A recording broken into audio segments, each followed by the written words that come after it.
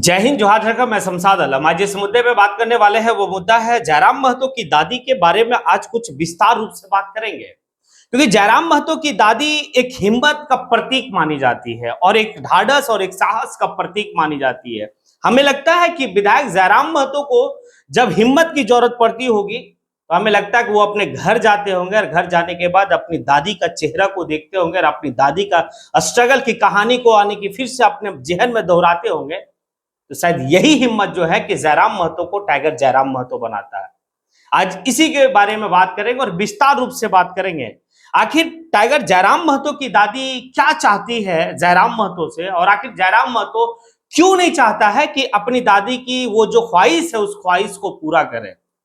ये सारी बात करेंगे इस वीडियो में। आप लोग वीडियो में अंत तक बने रहिए। चलिए चलते और सारी बात को विस्तार रूप से समझते हैं और आज दादी और पोता का रिश्ता को दिखाते हैं कि कैसे जो है कि क्या एक विधायक ऐसा भी होता है, और क्या एक विधायक की दादी इस बात को कहती कि बेटा शौचालय कब बनेगा और घर कब बनेगा। एक विधायक, जिस विधायक के मतलब हम लोग जो सोचते थे या जो लोग जानते थे कि एक विधायक विधायक होता है, ये रुतबा, ये शोहरत, और एक विधायक ऐसा है जो उसके पूरे फैमिली मिट्टी का घर में, और दादी जो है कि अपना पोता को डांटती है, फटकारती है। नहीं लगता है कि भाई एक विधायक ये है। आम जो है कि भाई अपना एक एक चीज को आम जयराम महतो कर रहे हैं। अब दरअसल यहां पर यह है, समझिएगा थोड़ी सी बात को, कि जयराम महतो अभी जो है कि भाई उनको डॉक्टर का सख्त सलाह है कि आप जो है कि आराम करें। इसी आराम के दौरान में अभी उनका बहुत ज्यादा बिजी शेड्यूल नहीं है क्योंकि पैर उनका फ्रैक्चर हुआ है। पैर कैसे फ्रैक्चर हुआ ये बात आप लोग को अच्छी तरीके से मैंने एक और वीडियो, इससे पहले जिस वीडियो बनाया था उस वीडियो में बताया था कि फुटबॉल खेलने के दरमियान में जो है कि भाई हेड लेने के चक्कर में उनका पैर जो है कुछ होता है और फिर जो है कि हल्का सा जो है कि उनको दर्द होता है, लगता है कि भाई चोट उठ आया है।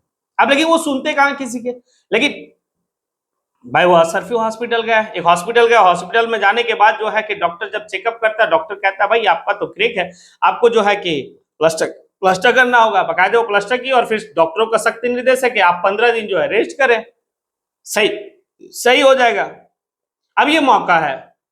हालांकि देखिए एक बात तो है, जयराम महतो घर के इर्द गिर्द में ही रहते हैं, लेकिन अपना घर काफी दिनों दिनों के बाद जाते हैं वो। अब ऐसे जब पैर टूटा हुआ है, दादी को इच्छा जाहिर हुआ, दादी सोची कि भाई हमारा पोता का जो है कि पैर टूटा हुआ, दादी बुलाई, जयराम महतो पहुंचे। पहुंचने के बाद दादी जो है कि काफी फटकार लगाने लगी, कैसे टूटा, तुम खेल रहा था तो कैसे खेला जो तुम्हारा पैर टूट गया। ये दादी है। और फिर दादी जो है कि एक बात हमेशा कहती है, कहती क्या है कि तुम शादी कब करेगा, तुम ब्याह कब करेगा। अरे मेरा जीते जी ब्याह कर लेना। हम पता नहीं जो है कि उनका एक ख्वाहिश है उस दादी का, जयराम महतो की दादी का, कि हम तुम्हारा जो है कि दुल्हनिया देख लेंगे, उसके बाद हम दुनिया से चले जाएंगे, किसी भी तरह का भाई हमको अफसोस नहीं होगा। वो इमोशनल भी होती है, कहती तोरा अतना छोट से पाल लो, जब तो 1.5 साल के लिए तो तोर जो हो कि बाबूजी दुनिया छोड़ के चल गलो, उस समय से तोरा पाल रहा है, अब पाल लियो। हमारी एक ख्वाहिश हो कि तो ब्याह कर ले, तो दुल्हनिया आ जा, हमारी यही ख्वाहिश है। लेकिन जयराम महतो इस बात को कहते हैं कि अरे छोटा भाई का शादी हो गया, उसका बच्चा, खेलो ना उसके साथ। हम जो है कि अगर हम शादी कर लेंगे, तुम जो है कि भाई नहीं रहेगी दुनिया में, इसलिए हम शादी नहीं करेंगे, तुम रहो दुनिया में, अभी तुमको बहुत दिन तक जीना है। ये बात जयराम महतो दादी। अब यह दादी पोता का रिश्ता। उसके बाद जो है कि वो बड़ा गुस्सा भी होती है, कहती घर कब बनेगा रे, अरे शौचालय कब बनेगा, ठीक है कुछ खाएगा तो अरे इसको रोटी खाने। तो ये सारी बात चल रही है। अब देखिए ये सारी बात तो है कि दादी और पोता का जो बॉन्डिंग है काफी जबरदस्त तरीके से, लेकिन उसमें से कुछ कुछ बातें हैं जो काफी जो है कि भाई दिल को पूछता है, दिल से।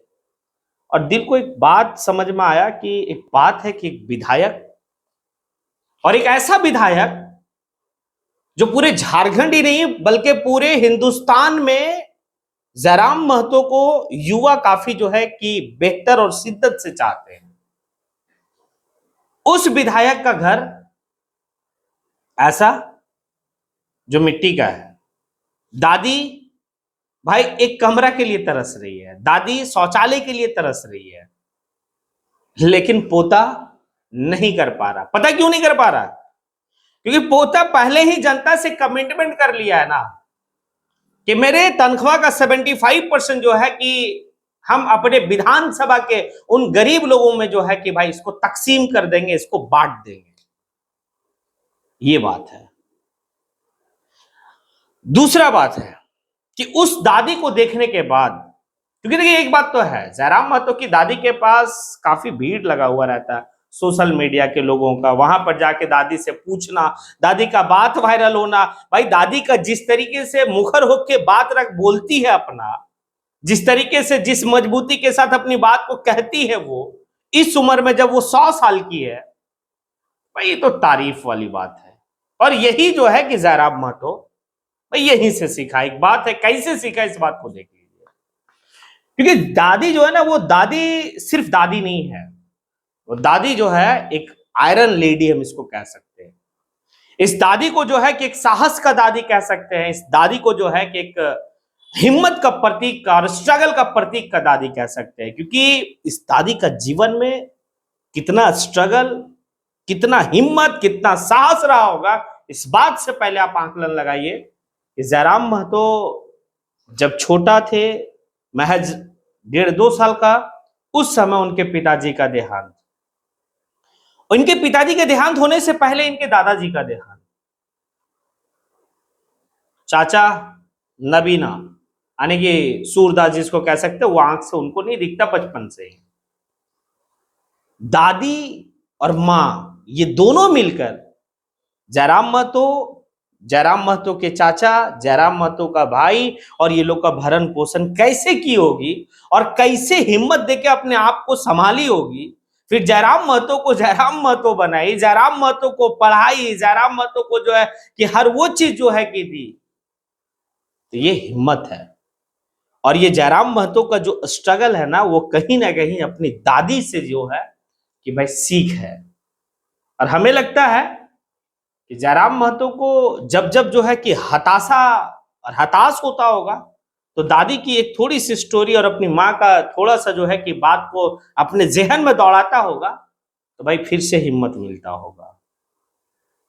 सोचिए ना, इतना कुछ, घर में कोई मर्द मुंशी नहीं है, उसके बावजूद भी एक लड़का जो 1.5 साल का, जिसका पिता का, इस लड़के का मतलब सर से पिता का साया चला जाना, कोई कमाने वाला नहीं है, विधायक सेकेंडरी बात है। पहला तो ये सवाल बनता है कि इस हालत से उठकर पीएचडी तक का सफर करना, और दादी हटिया हटिया में सब्जी बेचना, यही तो हिम्मत है ना। और आज भी जयराम महतो विधायक बन गया, उसके बावजूद भी दादी जो है कि इतना उम्र में भी जो है कि भाई वो सब्जी जाके बेच आती है। दादी को देखने के बाद सिर्फ जयराम ही नहीं, हमें लगता है कि हिंदुस्तान मतलब झारखंड के वो तमाम वैसे लोग जो अपने आप को हताश और थोड़ा सा ये है, तो भाई शायद दादी की बात और दादी की कहानी को अगर और जयराम महतो की बचपन की स्टोरी को शायद सुन ले, तो हमें लगता है कि आप हताश अपने जीवन से कभी नहीं होंगे। जब जयराम महतो पढ़ सकता है, पीएचडी तक का सफर तय कर सकता है, तो आप भी कर सकते हैं। आप भी पढ़ाई पढ़ सकते हैं। आप पढ़ाई से वंचित नहीं रह सकते। बस आपके अंदर लगन होनी चाहिए, आपके अंदर मेहनत करने का एक जो है जुनून होनी चाहिए। और यही तो है जयराम महतो में। तो ये है दादी और पोता का रिश्ता। पैर टूटा हुआ है, दादी गुस्सा हो रही है कि आखिर कैसे तेरा टूट गया, तुम बढ़िया से नहीं रहता है, तुम कभी मिलने नहीं आता हम लोगों से, क्या है। लेकिन दादी भी समझती है। ये दादी पोता को डांटती है, लेकिन जब कोई पोता के बारे में कुछ कहता है तो दादी भाई खड़ा हो जाती है।